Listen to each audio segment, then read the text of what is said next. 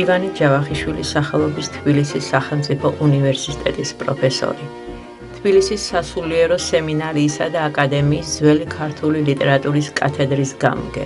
გრივერ ფარულავა, ფილოლოგიის მეცნიერებათა დოქტორი, ავტორი შრომებისა, უნივერსუმის თლიანობისა და სილამაზის ადიდებელი ვეფხისტყაოსანში, სიყვარულის სათნოება და თავისუფლების პრინციპი ქართულ სასულიერო მწერლობაში, რელიგიური და ეროვნული, ადამიანის პრობლემა ქართულ ჰაგიოგრაფიულ მწერლობაში, ბატონ გრივერ ფარულავას სტუდენტთა აუდიტორია.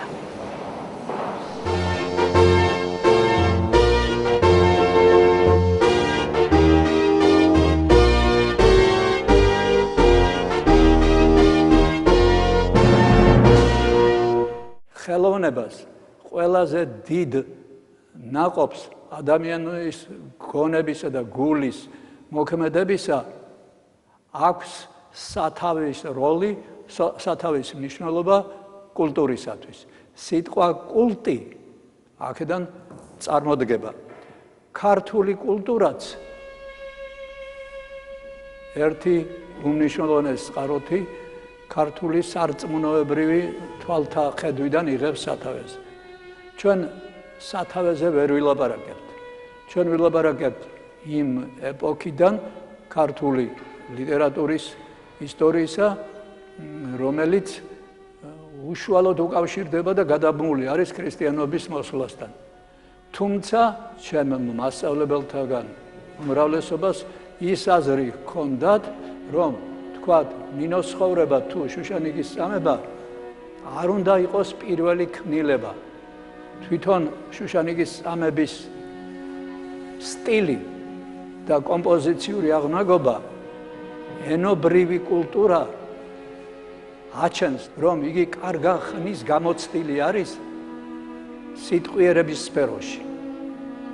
და იგი ახალი წელთაღრიცხვიდან მაინც, მისი პირველი წლებიდან მაინც მოიხმარებოდა ეს ენა, მოიხმარებოდა არა მარტო ინფორმაციისათვის, არა მარტო ადამიანების პრაქტიკული ურთიერთობისათვის, არამედ იმგვარი სიტყვისაგან, რასაც დღეს მხატვრულ სიტყვას ვეძახით.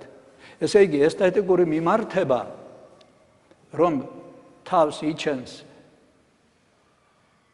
ლიტერატურის სახით, იწერება იგი და ინახავს თავის თავში არა მხოლოდ ისტორიულ სინამდვილეს, არამედ სულიერ სინამდვილეს, მაშინ უკვე შეაბიჯა ქართულმა კულტურამ თავისი ძალმოსილების მაღალ საფეხურზე.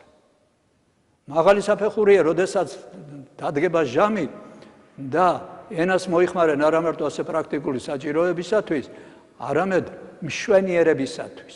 ლექსი იქნება ეს თუ პროზა იქნება. ბიბლია, ანუ წმინდა წერილი, გახლავთ ფუნდამენტი ქართული ჰაგიოგრაფიისა. პირველად როცა დასჭირდათ ადამიანებს ისეთი მოხმარება სიტყვისა, რომ მას არ ქონდა ამ სიტყვას ასეთი დანიშნულება გაგაგებინოს რამე, არამედ იყოს ეს მშვენიერებასთან, მშვენიერების ხედვის, მშვენიერების გაგების, გადმოცემის იარაღიც. ეს დიდი ეტაპია, დიდად მნიშვნელოვანია. ეს ეროვნული გენისა და ჯიშის შესახებ ძალიან დიდ რამეს მეტყველებს. სილამაზის განსხვავებული თვალთა ხედვა არის ესა. ლამაზ სხეულში ლამაზი სულიაო. ესე იგი, მატერიის დახვეწილობა, ხორციელობის დახვეწილობა ანტიკური ხანის ბერძენისათვის, ალბათ ქართველისთვისაც, ერთობდა მთლიანად გამჟღავნებდა სულის სილამაზეს. ანტიკური სამყარომ ამ იდეით მოაღწია ახალ წელთაღრიცხვამდე. ქრისტიანობა მოვიდა და გმირობა, იდეალურობა, მაღალი შინაგანი ღირსება ეძია და იპოვა გალეულ და ულამაზეს სხეულში. ეს იყო სრულიად ახალი რამ, სრულიად გაუგებარი ანტიკური სამყაროს დიდი მწერლებისთვისაც კი. საფუძვლად რა იყო წმინდა წერილი იყო. ის, ვინც ყოველთვის არის და ყველგან არის, მიწაზე ჩამოვიდა.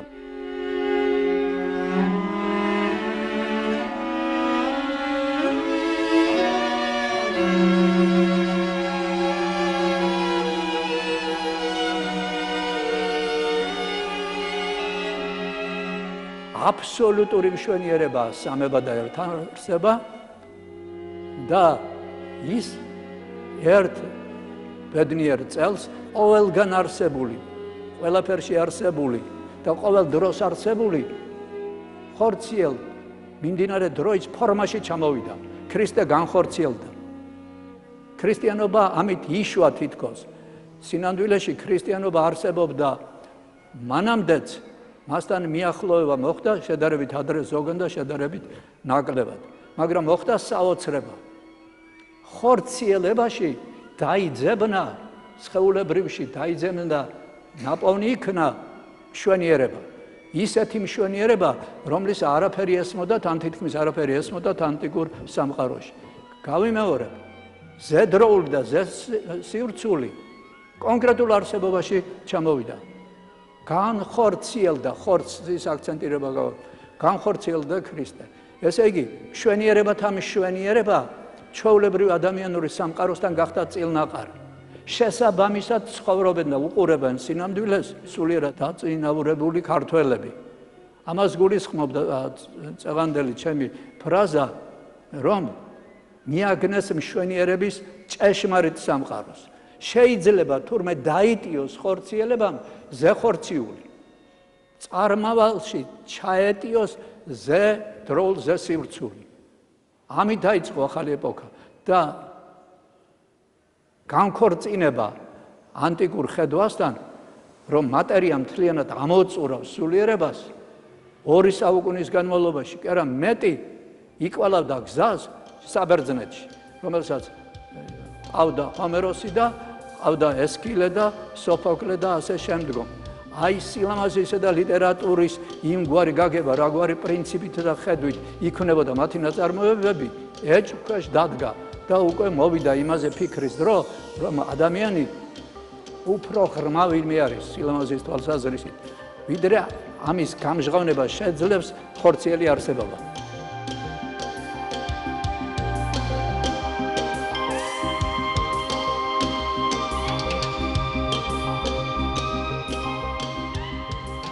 თრეულობა, საზოგადოების ფურთხების მიღება არ ეწინააღმდეგება აქ ადამიანის იდეალურობას. ეწინააღმდეგება კი არა ადასტურებს, რას გაუძლო მან.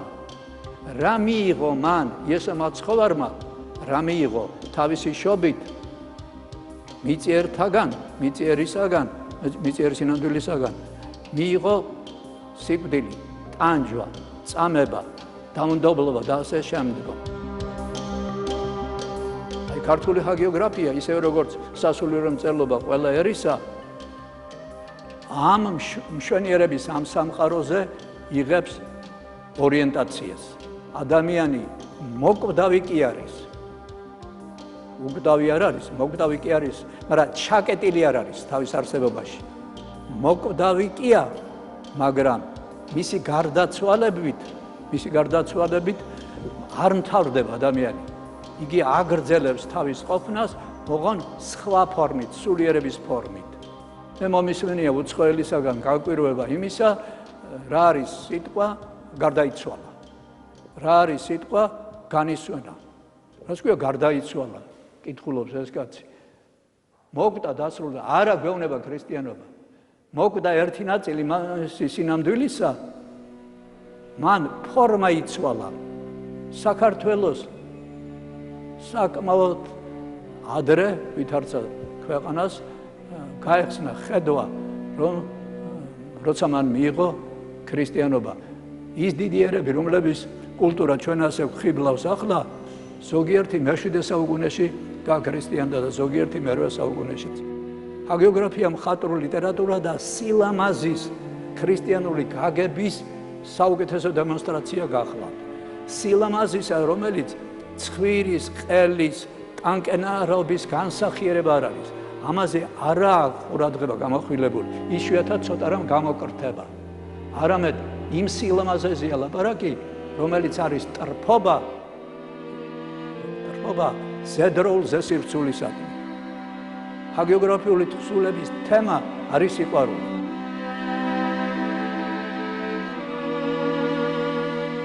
აქ სულ სხვა სამყაროა. ეს არის გამოცხადების სიბრძნე. და სარწმუნოების საშუალებით უკეთესი და ღრმადმორწმუნენი ამ ქვეყნიური ცხოვრების ჟამსაც რომ კარგი ძლიერი ასკეტები არიან ნაწილობრივ იმ შვენიერებას ჭვრეტენ რომელიც იქ არის იმ ქვეყანაზე ყველა სილამაზის სამოთხეში არის იმ მუსიკას უსმენენ რომელი მუსიკაც ჟღერს იქა შვენიერება ერთი რაიმე არის იტყვის გრიგოლ ნოსელი ბასილი კესარიელის ძმა რომლით მოგვეთხრობის ღმერთი შვენიერება ერთი რაიმე არის რომლით მოგვეთხრობის ღმერთი გარკვევითა ნათქვამი ერთი დიდი რამ არის რომელიც დაგვაკავშირებს ღმერთთან ამიტომ მთელი სინამდვილე რაც ბიბლიაში გვეძლევა ჩვენ არის პასუხი ამაზე და დადასტურება ამაზე რომ ის რომელმაც ჩვენ კაცთა მოგცა ქვეყანა ეს ქვეყანა სილამაზით ავსო ჩვენ კაცთა მოგცა ქვეყანა გვაქვს უთვალავი ფერი და მძიმეა მიწიერი ყოფნის ჟამსვე ზეციურ სინამდვილის სამოთხის კარის შეღება მაგრამ შეუძლებელი არ არის გვასწავლის ქრისტიანობა ყველასთვის არის ეს პოტენციალურად შესაძლებელი იმიტომ რომ ყველა ჩვენგანი დაბადა ღმერთმა ხატად ღვთისად ოღონ ხატი ღვთისა რა არის ფიზიკური სილამაზის არც ერთი ფიზიკური მშვენიერების ძალის არც ერთი შტრიხი არ იგულისხმება რომ ჩვენ ვართ ხატი ღვთისა ხატი ღვთისა რა არის არის სულიერების ნიჭი და უპირველეს ყოვლისა ნიჭი არის გულისა ემოციონალური საწყისისა და არა ლოგიკურისა ყველაზე დიდი ადამიანი ყველაზე მაღალი წვერვალი რასაც შეიძლება მიაღწიოს ადამიანმა მეცნიერული მონაპოვარი კი არ არის არამედ მიახლოება არის ეკლესიასთან რწმენასთან ასეთი ადამიანი ვინც მას მიუახლოვდება ის არის ყველაზე დიდი ადამიანი ესე გაცხადდება იგი გამოცხადების სიბრძნეა თქვათ ნაყოფი ხელოვნების ყველა დიდი ქმნილებისა ამიტომა ბატონებო რომ ყველა დიდი ერი თავისი ძალმოსილების შესახებ თავს იწონებს უპირველეს ყოვლისა არა მეცნიერებით არამედ დიდი ხელოვნით ხელოვნება ყველაზე უფრო მოქნილი რამ არის ყველაზე უფრო ძლიერი რამ არის იმისათვის რომ ხორციელმა იგრძნოს ხორციელი სინამდვილის ზემატერიალური სინამდვილის რაობა თქვით თემა არის სიყვარული ღვთისა იდეა რა არის განღმრთობა თეოზისი ქვია მას ბერძნულ ენაზე თემა პრობლემა არის ღვთის სიყვარულის განსახიერება ადამიანში და ამ გზაზე მისი შეჭირვება თუ სიხარული იდეა რა უნდა გამოივიდეს აქედან ამ მოთხრობიდან იდეა არის ვიმეორებ ღვთის ხატად გაჩენილს ღმერთთან მიახლოების შესაძლებლობანი და ძალა გამოავლინოს ამ მიწიერ სამყაროში და მე იგი შეაღწევს უკვე ღვთაებრივ სამყაროში იკაფავს გზა საშუალება რა არის ამ იდეასთან მივიდეთ საშუალება არის ტკივილი ცრემლი შეჭირვება და აუცილებლობის შემთხვევაში სიკვდილი აი ამ ფასით ხდება ასეთი ფასეულობებით ხდება მიახლოება და არა ცუდი ხუმრობა მარტივი ხუმრობა ხარი ხარალეთი შეღწევა იმ სამყაროში რომლიდანაც ჩვენ უხსოვარი დროის წინათ გამოგვდენეს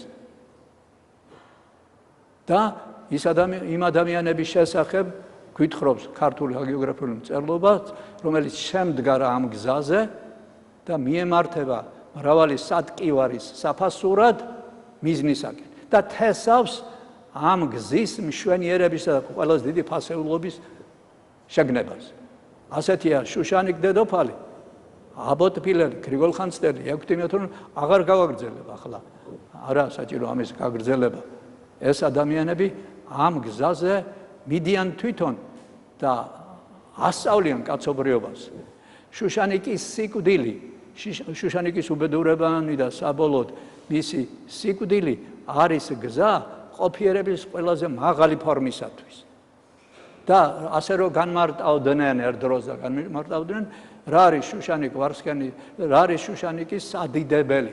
რა ვთქვათ, მის შესახებ ყველაზე კარგი სარწმუნოებას იცავს ქრისტიანობას. მართალია.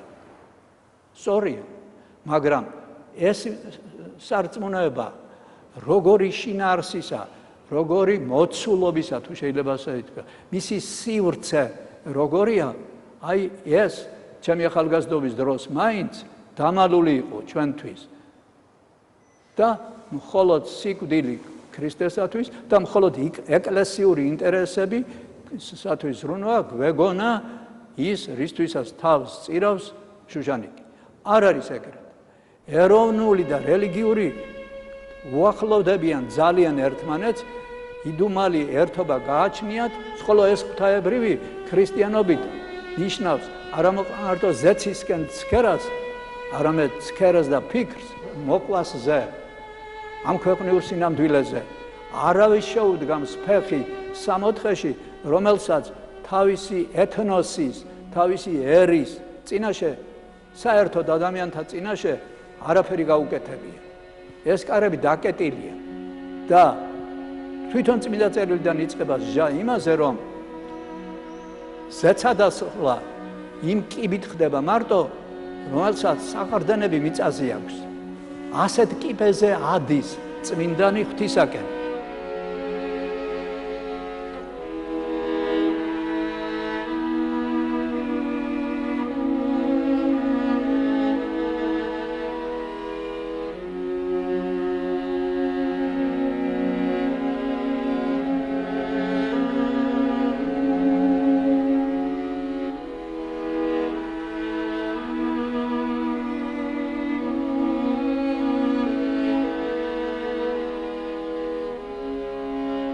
გრიგოლ ხანძთელის შესახებ რას იტყოდნენ, როგორი კაციაო, ვინ არისო? ზეცისა კაცი და ქვეყანის ანგელოზი.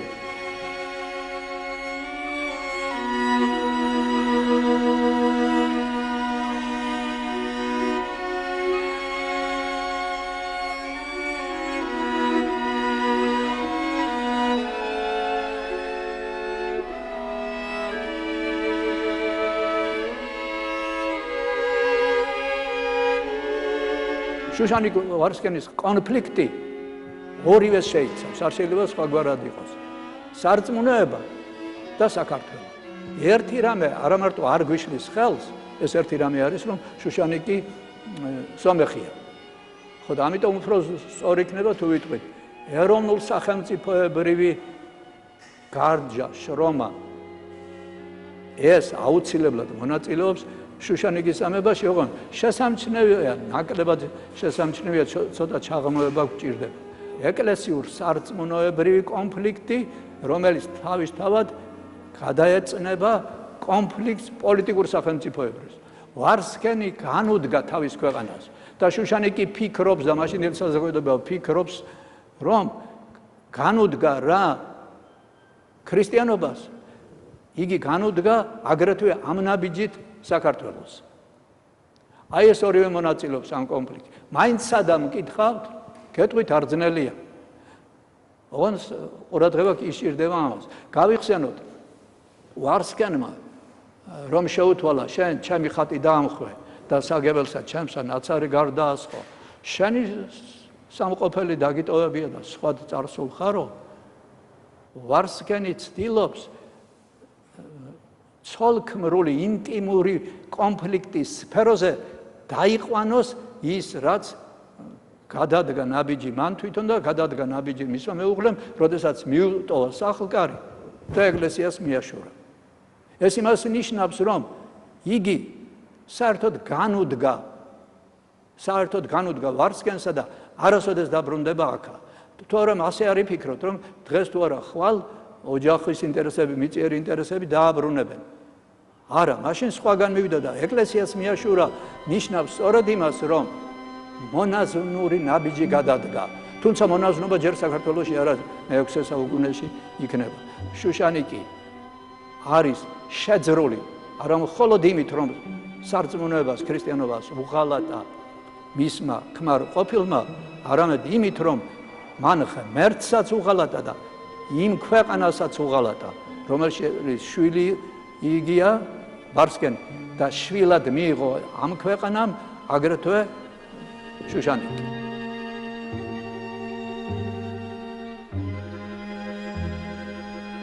შუშანიკის მამა და ბარსკენის მამა დაიღუპნენ ირანელებთან ბრძოლაში, ქართული ქრისტიანობისა და კულტურის გადარჩენისათვის. შვილი ვარსკენი გადაუდგა მამას საპირისპირო გზით წავიდა. არამე თუ მე აღმემართა ხატი იგი და მემცა დავამხვე. არა თუ მე აღმემართა ხატი იგი ნიშნავს შენი სახელი, შენი ღირსება, შენი პატივი და შენი ოჯახის ღირსება და შენი მშობლების ღირსება, პატივი, გავლენა შენ დაამხე. რაც მე არ ამიგი არ შემიქმნია, ვერ დავამხობდი. ხოლო მამამან შენმან აღმართნა სამარტვილენი. და ეკლესიანი აღაშენა.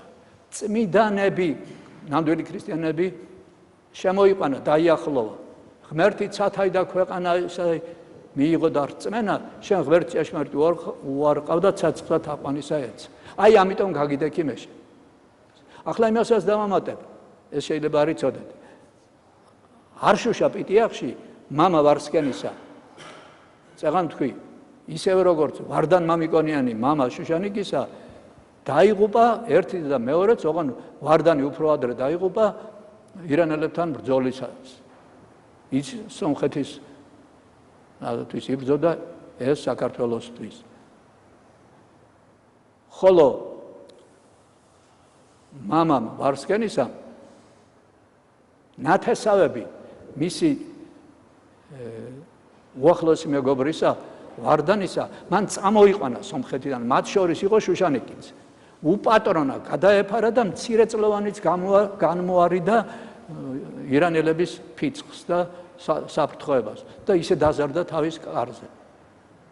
დიდი პატივისცემა იხატება და არ დააკვირდით მამამთილისადმი. და ეს პატივისცემა პირდაპირ დამიზნებულია ეროვნულ სარწმუნოებრივ პრინციპებზე. ასეთი ლამაზი ქალი, ლამაზი თუნდაც ფიზიკურადაც იყო, მაგრამ სულით ლამაზი ქალი იშვილა ქრისტიანობამ და იშვილა საქართველომ და ამის ფასი ძალიან კარგად გაეგებოდა ისეთ სულ დახვეწილ ქალს, როგორც იყო შუშანიკი.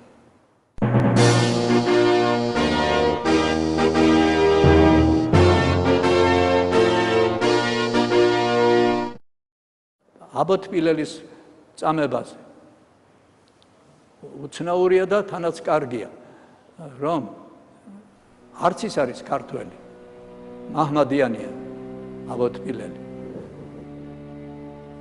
იქ იგი ნერსერის მთავარს გაეცნო და როგორც უყურებდა მის ადამიანობას, მის მხლებლების ადამიანობას, უგრძნია, რომ ის სარწმუნება, რომლის წარმომადგენელი ეს არიანო, უნდა იყოს უფრო ნამდვილი სარწმუნოება და მოხიბლული ქრისტიანობით წამოვიდა საქართველოში. და ქართული ენა ისწავლა ძალიან მალე. ესე იგი, რელიგიური ძიების გზაზე, სულიერი ჭეშმარიტების გვირგვინზე უფიქრია ამ კაცს და საბოლოოდ გადადგა ეს ნაბიჯი. შეისწავლა, მაგრამ ჯერ არ იყო მონათლული და ეშინოდა კიდევაც მაჰმადიანების. ჯერ არაა მონათლული, ნამდვილი ნათლობის ხელი და ტაძარი არ შეხებია მას. ამდენი ძალა არ აქვს. და ეშინია კიდევაც და იმიტომ არ უნდა საუბარი იმას, რომ ასეთი ნაბიჯის გადადგმა დიდ დროს საჭიროებს, შინაგან დროს ეშინოდა. ახლა ვთქვათ აქავე, რომ შიშ ქრისტიანობა ცნობს მხოლოდ ერთს, ღვთის შიში. დანარჩენ შიშს ქრისტიანობა არ ცნობს. დანარჩენი შიში, თვით სიკვდილის შიში, არის ნაკლები რწმენის გამომხატველი. და რომ წავიდა გაყვან ერსეს ხაზარეთში, იქ მოინათლა. ოღონდ ვიცოდეთ, ხაზარები არ იყვნენ ქრისტიანები, მაგრამ ხაზარეთის ქვეყანა იყო დიდი და შავი ზღვის აზოვის ზღვის ნაპირებზე ცხოვრობდნენ, ქრისტიანები იყვნენ ბიზანტიის გავლენით და იქ მოინათლა. და როგორც კი მოინათლა და რა გულით მოინათლა და რა სულით მაშინვე იგრძნო საოცარი ძალა.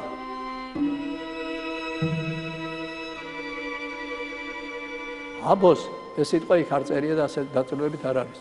ეუბნებიან არ შეიძლება შენ წასვლა ქართლშიო.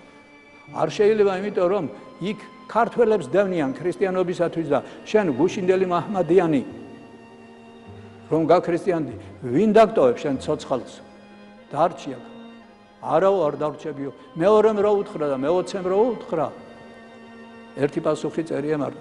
მე რადგანაც იმის ღირსი გამხადა ღმერთმა, რომ ქრისტიანი გავხდი, უნდა გადავიდე და განცხადებულად ნახონ მე და ჩემი საქციელი არაბებმაო. თბილისის ირგლის სოფლებში დადიოდა და განცხადებულად ღიად ანიშნებდა სიყვარულს ქრისტეს. და დააბეზღეს, დაიჭირეს. რა არ აწამეს და არაფერი არ გამოვიდა ამ წამებიდან. აი გმირობანი ახლა ჩამოვთვალეთ რაღაც. აბა თბილელი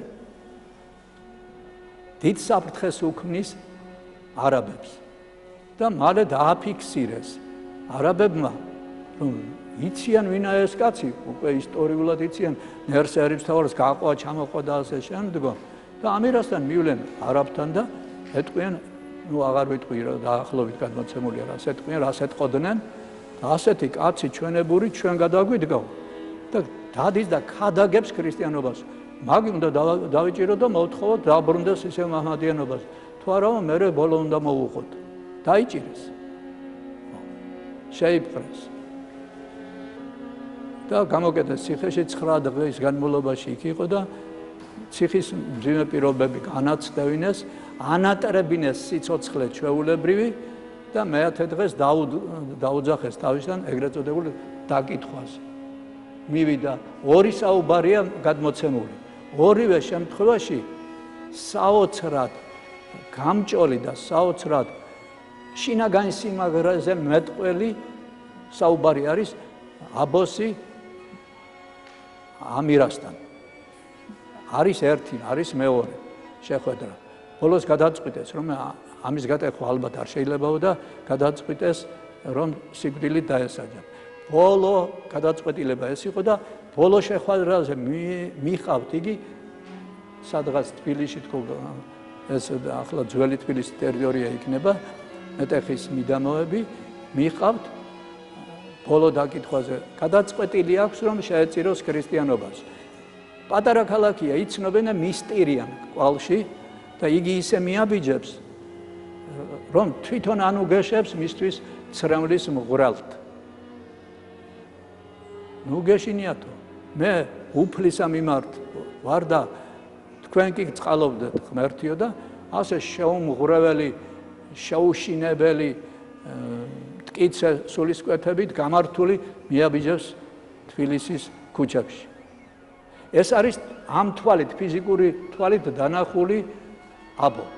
ხოლო რა ხდება ამ დროს მის სულში, აბოს სულში? ამას შინაგანი სინათლე გაანათებს ავტორი. გარედან ჩანს მხნე, ანტიკური გმირივით გაუტეხალი და გაუბზარავ. მაგრამ მას რომ ეძნელება და ტკივა სიკვდილის მიღება ეს ჩანს.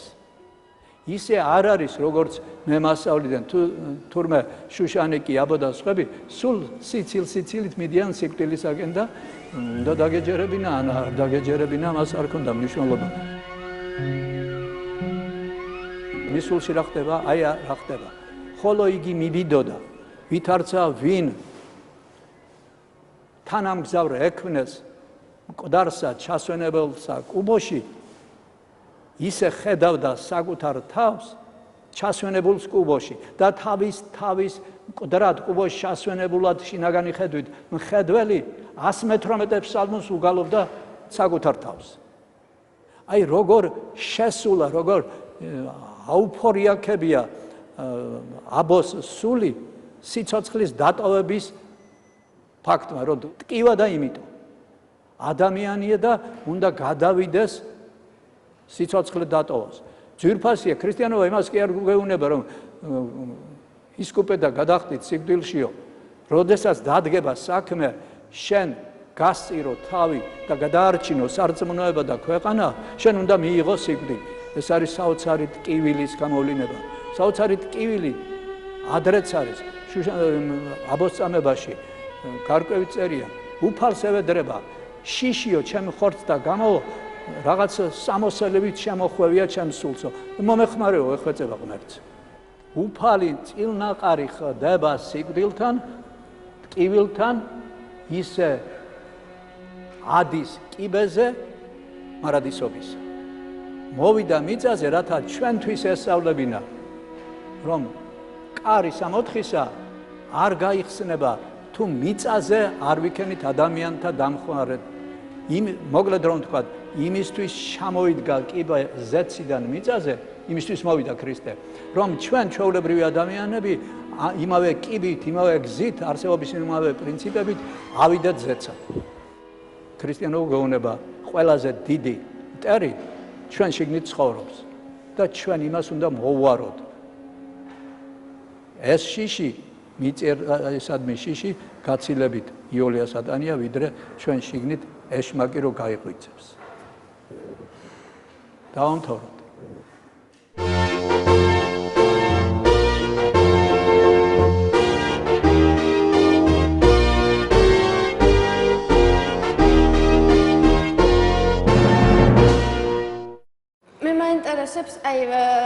შევაჯამოთ რითი განსხვავდება ქართულ ჰაგიოგრაფიაში ასახული წმინდანის პორტრეტი, თუ შეიძლება ასე დავარქვათ, უცხოურ ლიტერატურაში ასახულისაგან, იგივე ცხოვრების გადმოცემის თვალსაზრისით, ემოციების თვალსაზრისით და საერთოდ რა არის მათი განმასხვავებელი ნიშანი, თუ ძალიან ვრცელი პასუხი არ არის ამაზე. კი ბატონო, კი ბატონო.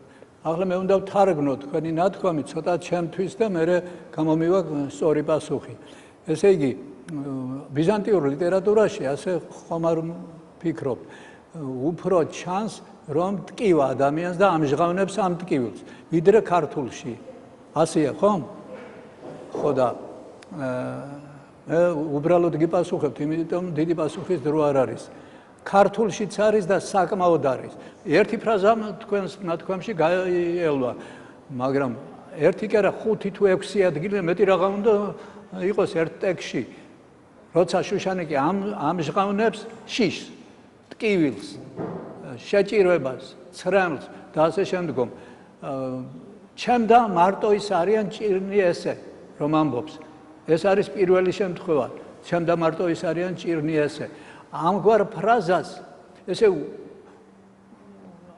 ტოლი და მსგავსი რამა არ იპოვება ვინმე შეხვედროდეს, რაც მე წინ მელოდება ახლა. ვარსკენის ძმასთან შეხვედრისას ანალოგიური ტკივილი წამოწდება ერთხელ და მეორედ, როდესაც ციხეში მყოფს, შეხვდება ჯოჯიკი. მაშინ საყვედურს ეუბნება, რომ ყველამ მიმატოვეთო ხელში ღვთის მოწინააღმდეგე ვარსკენსო, არავინ დადგა ჩემი ტვირთის და ტკივილის გამზიარებელიო. პირველ სენაკში რომ დაამწყდიეს იგი, მაშინ როცა დარჩა მარტო და არავინ არ იყო, ავტორი ხატავს და ამბობს იმის შესახებ, რომ ცრემლება დაიღვარა იგი, როცა მარტო დარჩა და როდესაც გამოდის სცენაზე და საზოგადოება უყურებს მას, მაშინ ის სწორედ იმას აკეთებს, რაც უნდა გააკეთოს. მაგრამ არავითარ შემთხვევაში კონფლიქტი არ მოსდის საკუთარ მესთან. აი ეს გადაწყვეტილება ძალიან ტკივილთან დაკავშირებული რომ იყოს, ეს ბზარიანი გახდა, ბზარი გაჩნდა, მაგრამ ბზარი რომ გაჩნდა და ამ ბზარს ვაჯობე და დავჯაბნე, ეს არის მთავარი ჩანაფიქრია.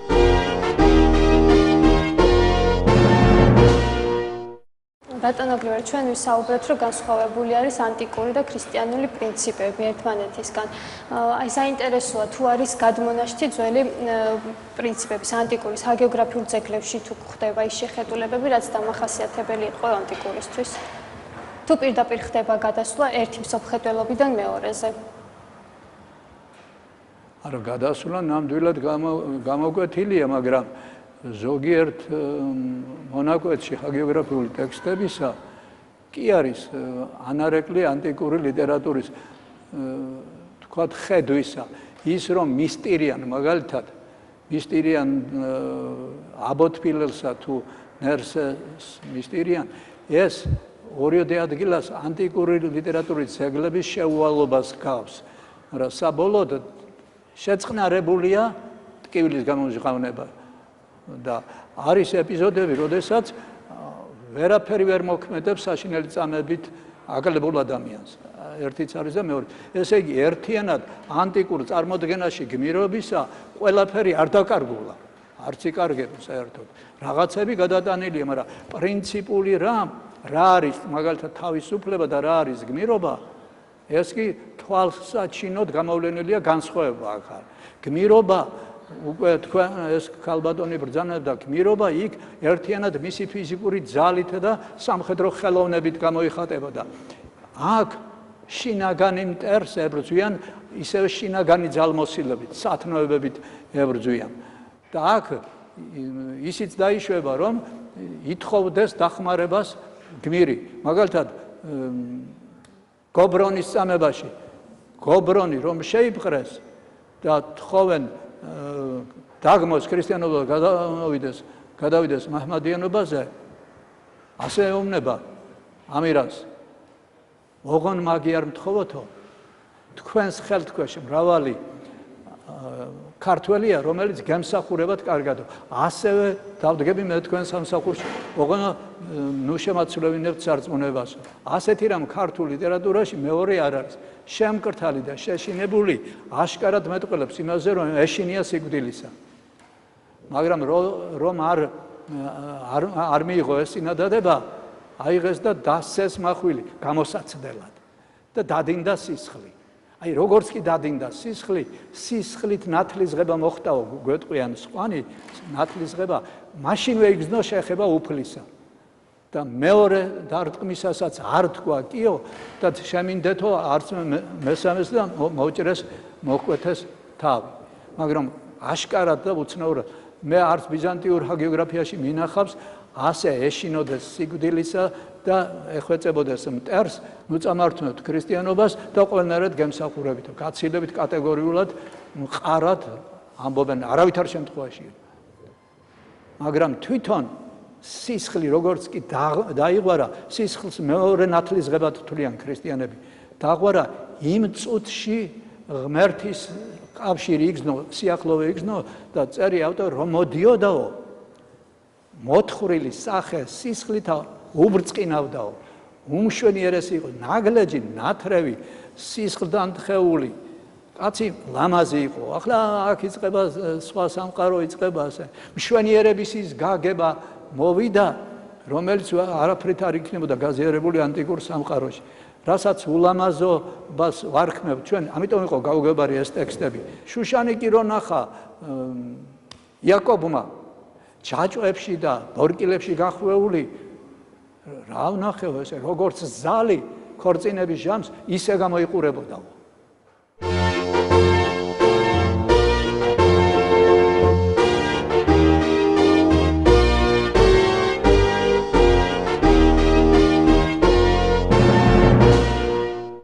ასეთ სიტუაციაში შეიძლება ილაპარაკო, დიდხანს და არ დაიღალო, ამის პრაქტიკაც მქონია, იმიტომ რომ აი ეს ენერგია სხვაგვარი არის, რომელიც თქვენი თვალებიდან მოდის. დაამთავრო, თავისუფალი ხართ ჩიტივით. მადლობა.